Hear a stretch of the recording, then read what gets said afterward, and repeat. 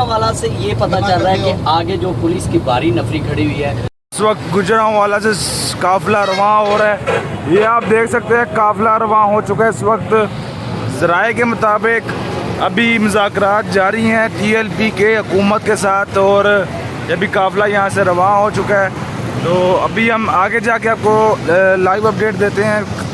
काफिला चल पड़ा है इस वक्त गुजरांवाला से। लाइव अपडेट दे रहे हैं कि गुजरांवाला से काफिला रवाना है अपनी मंजिल के लिए, और मुज़ाकरात हुकूमत से जारी हैं। सामने आप देख सकते हैं काफिला जा रहा है।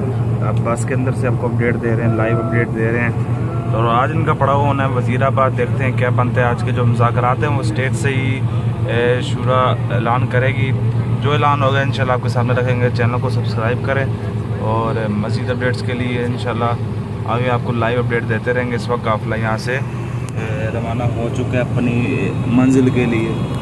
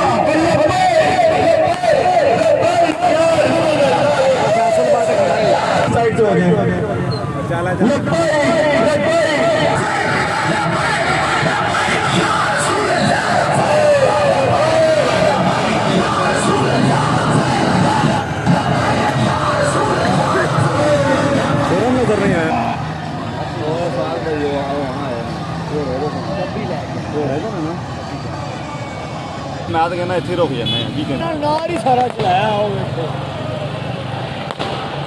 Police full security.